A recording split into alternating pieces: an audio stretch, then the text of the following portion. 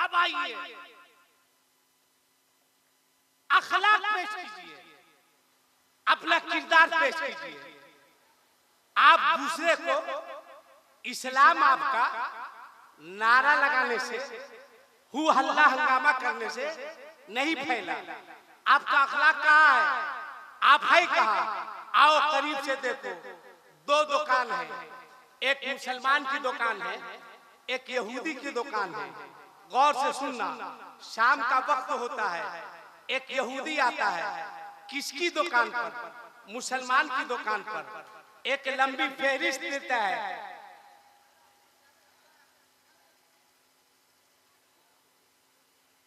हो गया? हमको देखिए खूने जिगर जला रहा है, उसको इशारा कर रहा है। मत इशारा कीजिए, इशारा करने की उम्र भी नहीं है। आप मुझको देखिए, एक मतलब दोनों हाथों को उठा के बोल दीजिए या रसूल अल्लाह। और जोर से बोलिए या रसूल अल्लाह। आइए मैं आपको समझा रहा हूं। देखिए कैसे इस्लाम फैला।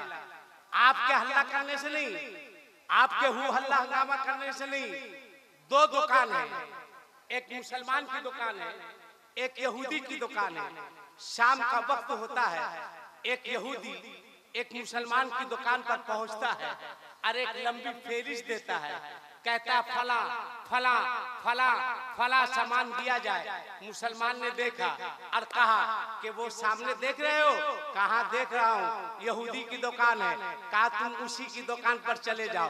कहा क्यों? मैं यहूदी हूँ, आप मुसलमान हैं, इसलिए मुझे सामान नहीं दे रहे हैं। मैंने आपके नबी का कलमा नहीं पढ़ा, इसलिए सामान नहीं देना चाह रहे। मेरी गर्दन में मुस्तफा की गुलामी का पट्टा नहीं है, इसलिए आप सामान देना नहीं चाह रहे। तब उस मुसलमान ने उसे डांटा नहीं था, उसे झाड़ा नहीं था, प्यार से कहा था कि दोस्त मेरे मजहब को समझो, मेरे दीन को समझो, मेरे इस्लाम को समझो।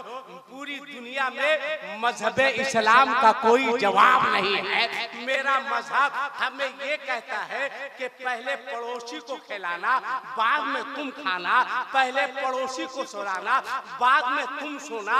वो सामने दुकान देख रहे हो? कहाँ देख रहा हूँ। कहा उसकी दुकानदारी अच्छी नहीं हुई है, मेरी दुकानदारी बहुत अच्छी हुई है। अगर वो रात में सामान लेकर के अपने घर नहीं गया और उसके बच्चे भूखे सो गए तो कल कयामत के मैदान में मैं अपने परवरदिगार को क्या जवाब दूंगा?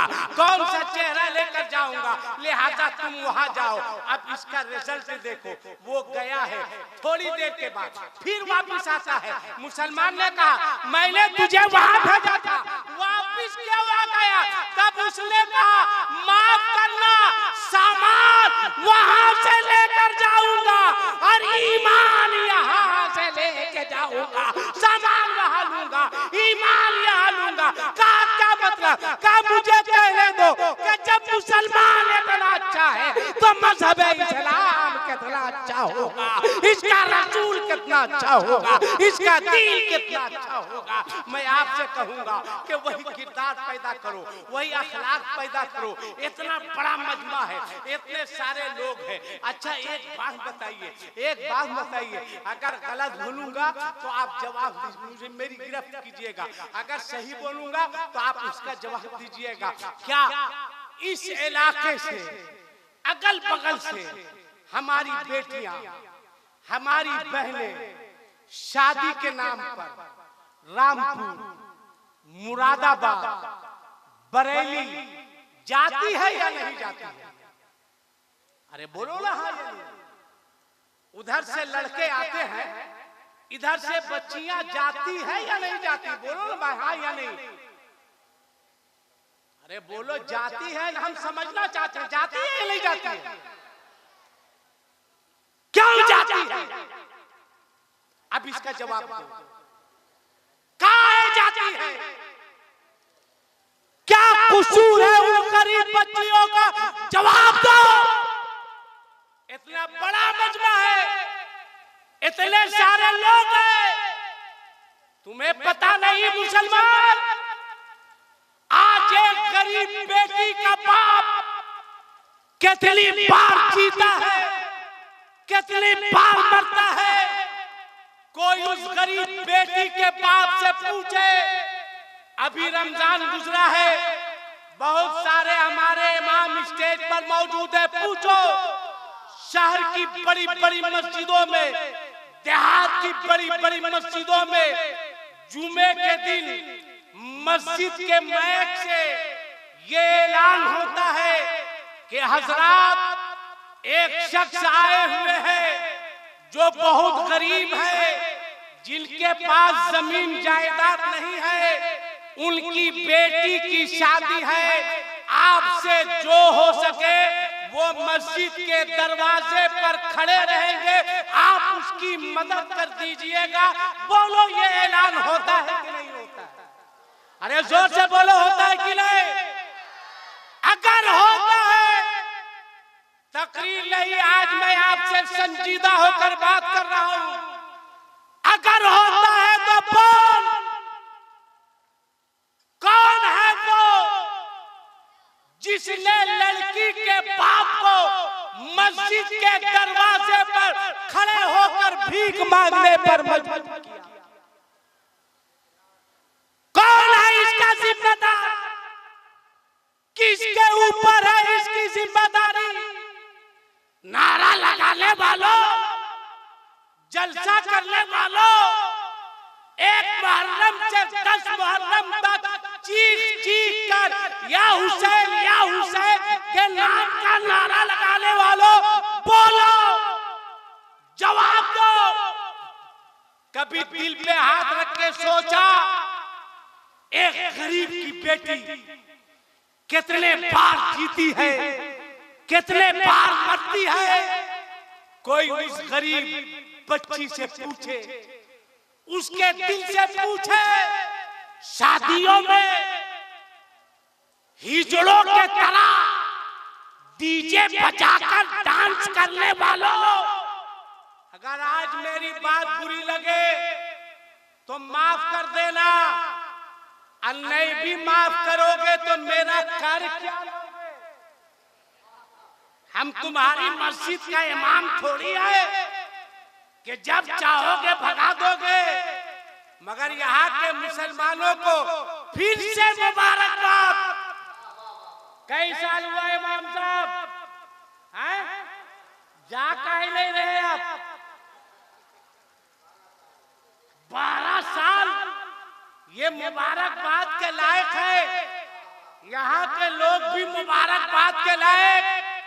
तो मैं ये कह रहा था, बोलो, शादियों में हिजड़ों के तरह डांस करने वालों, डीजे बजाने वालों, लड़की के बाप से हाथ फैलाकर गाड़ी मांगने वालों, नकद मांगने वालों, आप वीडियो कीजिएगा, वीडियो कीजिएगा। जब किसी के घर से लड़की रुखसत होती है, वीडियो कीजिएगा, आराम से FIR हो जाएगा। देखिए, कोई है लड़की के घर से फ्रिज लेके दौड़ा जा रहा है, किसी को देखिए टीवी लेके भागा जा रहा है, किसी को देखिए सोफा लेके भागा जा रहा है, किसी को देखिए पलंग लेके भागा जा रहा है। ये लगता है लड़की रुखसत नहीं हो रही है, लड़की के घर में डकैती हो रही है। ये बारात लेके नहीं गया है, ये लुटेरे गए हैं। मैं पूछना चाहता हूँ, आज हमारी बच्चियां गैरों के साथ भागने पर मजबूर हो रही है। बोल, इसका जिम्मेदार कौन है?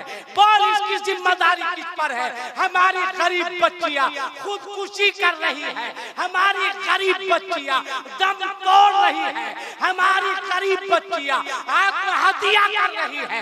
बोल, कौन है इसका जिम्मेदार?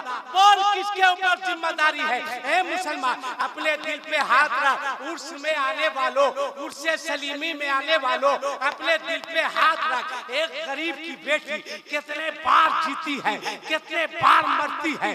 कोई उस गरीब बेटी से पूछे, जब किसी के हाथ में मेहंदी लगती है, एक गरीब की बेटी तड़पती है।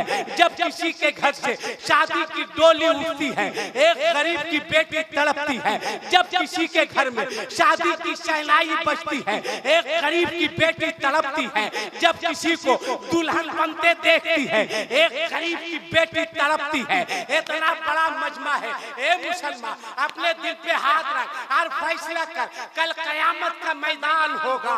ये गरीब बच्चियां अल्लाह के रसूल की बारगाह में हाजिर होकर के अर्ज करेगी, या रसूल अल्लाह, हम गरीब बच्चियों का कसूर क्या था कि मेरे हाथ पीले ना हो सके? हम गरीब बच्चियों का कसूर क्या था कि हमारे घर शादी के तराने ना गाए जा सके? हम गरीब बच्चियों का कसूर क्या था हम सुहागन ना बन सके?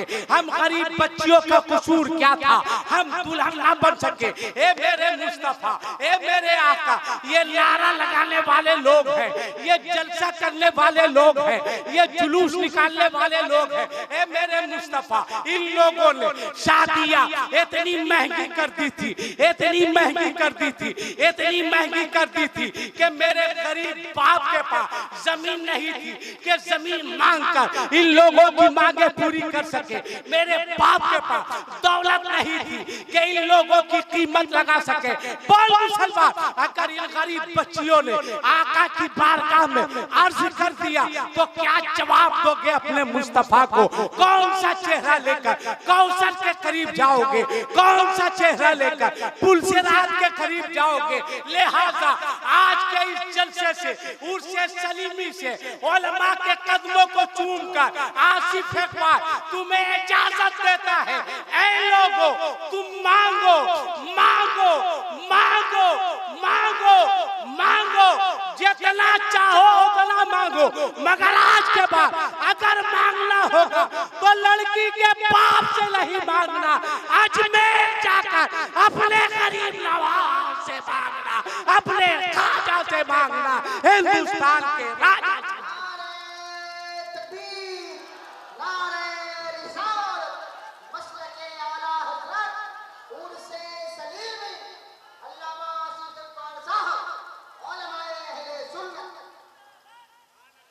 बोलो सही बोल रहा हो या गलत? जोर से बोलो, सही या गलत? मेरा अकीदा है कि सलीम शाह कल भी जिंदा थे और अल्हम्दुलिल्लाह वो आज भी जिंदा है, आज भी जिंदा है। बोलो अकीदा है कि नहीं है?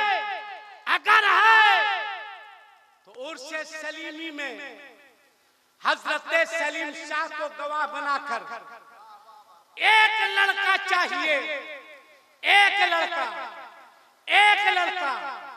इतने बड़े मजमे में है कोई एक लड़का जो कुंवारा हो, जिसकी शादी नहीं हुई हो, वो कहे आसिफ इकबाल मैं कुंवारा हूँ, मगर उर्स के जलसे में वादा करता हूँ कि मेरी शादी होगी तो लड़की के बाप से कोई जहेज का मुतालबा नहीं।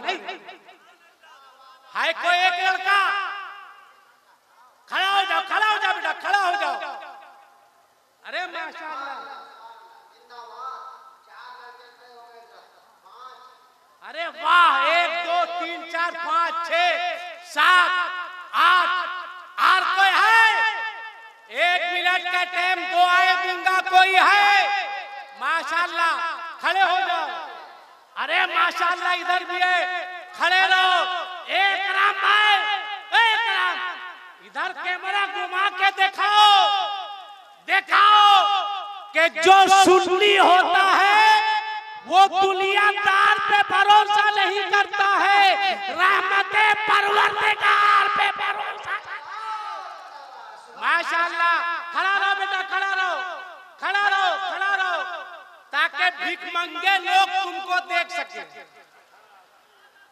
खड़े रहो, खड़े रहो। अरे साबित कर दिया, उर्से सलीमी कराने वालों, कोई कहे न कहे, मैं कहता हूँ आज का तुम्हारा जलसा अल्हम्दुलिल्लाह बहुत कामयाब। नहीं ले लोगे बेटा, पक्का वादा ना। बैठ जाओ, बैठ जाओ, बैठ जाओ। ये कहां लेता है? लेता तो लेता तो बाप है। ये तो बच्चों का जिगर था, नहीं लेंगे। है कोई बाप जिसके पास बेटा हो वो भी जिगर दिखाए, मैं बेटे का बाप हूं मगर जहेज का मुतालबा नहीं करूंगा। है कोई बाप? कोई बाप है? जबरदस्ती नहीं। एक बाप खड़ा हुआ, दो बाप खड़ा हुआ और कोई बाप है, इंशाअल्लाह बरकत मिलेगी। 1 2 3 4। और किसी के पास बेटा नहीं है और कोई है? खड़े हो जाइए चाचा, अली के नाम पर खड़े हो जाओ। जमाने को बताओ कि उर्से सलीमी करके गरीब बच्चियां रोएगी नहीं बल्कि अब मुस्कुराया। माशाअल्लाह, माशाअल्लाह, माशाअल्लाह। बैठ जाओ, बैठ जाओ, तुम सलामत रहो। माशाअल्लाह, माशाअल्लाह।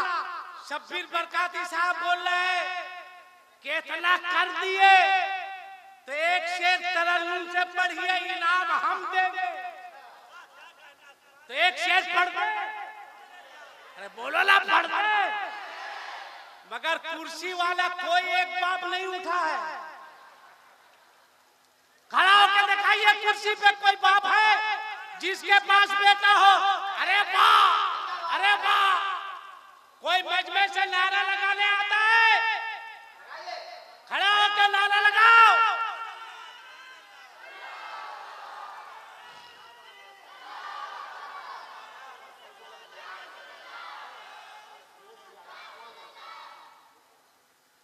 वाह वाह, जिंदाबाद जिंदाबाद।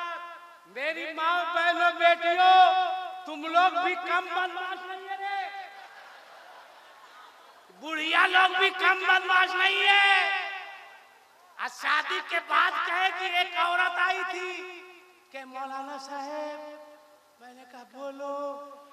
कहा पूतो मेरी बात नहीं मानती है। हम बोले हम दुआ करते हैं कि और नहीं माने। कहा कैसे? मैंने कहा फ्री में आई है। कहले मौलाना साहब 3.5 लाख रुपया लिए थे। हम बोले कहाँ मानेगी? तुमने उसके बाप को कर्ज लेने पर मजबूर किया। तुमने उसके बाप को हाथ फैलाने पर मजबूर किया। तुमने उसके बाप को जमीन बेचने पर मजबूर किया। काश काश मेरी माँ बगैर किसी डिमांड के बहू लाती तो वो बाद में खाती, पहले तुमको खिलाती।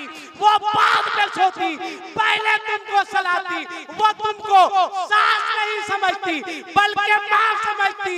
ये मेरी माँ है जिसने मेरे बाप को भीख मांगने पर मजबूर नहीं किया। यहाँ से इनकलाब पैदा करो। एक शेर सुनो, बोले कि खत्म कर दे, बोले कि खत्म करे। एक शेर सुनो, जो लोग कहा है नहीं लेंगे, सुन लो। लड़की वाला भी होशियार हो गया है। शब्बीर बरकाती साहब, एक लड़की के बाप ने ऐलान किया जो मेरी बेटी से शादी करेगा मैं पूरा कारोबार उसके हवाले कर दूंगा। एक से एक रिश्ता, एक से एक रिश्ता, एक रिश्ता उसने तय किया। बारात आई, लड़की गई, फिर दामाद बाबू ससुराल शरीफ तशरीफ लाए। दोपहर खाने के लिए बैठे। उसने अपनी बीवी से कहा, बीवी ने कहा अब्बा से बोलो ना कारोबार हवाले करेंगे। अब्बा, बाप ने कहा क्या हुआ बेटी? कहा दामाद बाबू कारोबार हवाले करने बोल रहे हैं। कहा धीरज रखो, सब्र करो, ऐशा के बाद अपना कारोबार हवाले कर देंगे। नाश्ता अंदर जा नहीं रहा था, पानी पी पी के अंदर ढकेला। खाना लगा, किसी तरह खाया। कहा अब्बा कारोबार दीजिए ना। कहा दे रहे हैं बेटा। उसने इसकी सास को, अपनी बीवी को कहा चलो कारोबार लेके आओ। उसकी सास इतना बड़ा कांसा कटोरा लेके आई। ससुर ने दामाद को दिया। कहा बाबू यही मेरा कारोबार है। कहा ये कौन सा कारोबार है? कहा फला चौराहे पर बेटा रोजाना फजर के बाद से बैठ के हम भीख मांगते थे बेटा। ये आज कारोबार तुम्हारे हवाले कर रहे हैं। अल्लाह तुमको और तरक्की दे, और बरकत दे। मत मांगना। अगर कोई बोले कि मांगो मांगो मांगो तो जवाब देना कि दुनिया की कोई ताकत नबी के गुलाम की कीमत नहीं लगा सकती है। फिर दौड़ के आना अपने इमाम साहब के पास कि मौलाना साहब कह रहे मांगो मांगो, आखिर देता कौन है? तो ये कहेंगे कि कौन दे। हौसला रखने के लिए बोलो सुभान अल्लाह। दिल मत तोड़ो, बोलो सुभान अल्लाह। कि कौन दे ताहे देने को मुँह चाहिए कि देने वाला है सच्चा हमारा नबी। किसी का हाथ, मैं दुआ करूंगा किसी का हाथ नीचे नहीं रहे। जिसके पास एक हाथ है माशाअल्लाह। अरे अभी आपको देख रहे हैं माशाअल्लाह माशाअल्लाह। बड़े बाप का बड़ा बेटा, पूरा खानदान इल्मी घराना है। अल्लाह सलामत रखे। माशाअल्लाह माशाअल्लाह। सबको जिसके पास एक हाथ होगा एक हाथ उठा के बोलेगा हमारा नबी। जिसके पास दो हाथ होगा दो हाथ उठा के बोलेगा हमारा नबी। बोलो देने वाला है सच्चा। अल्लाह से दुआ है परवरदिगार जिन लोगों ने अपने दोनों हाथों को उठा के तेरे महबूब के नाम का नारा लगाया है मौला, उन तमाम लोगों को रसूलुल्लाह का मदीना दिखा दे। इससे अच्छी दुआ हो सकती है? नहीं हो सकती है ना। तो एक मरतबा और मौका दे रहा हूँ, सबको बोलना है। किसी का हाथ नीचे नहीं रहे। अल्लाह कब किसकी दुआ कबूल कर लेगा कहना मुश्किल है। बोलो देने वाला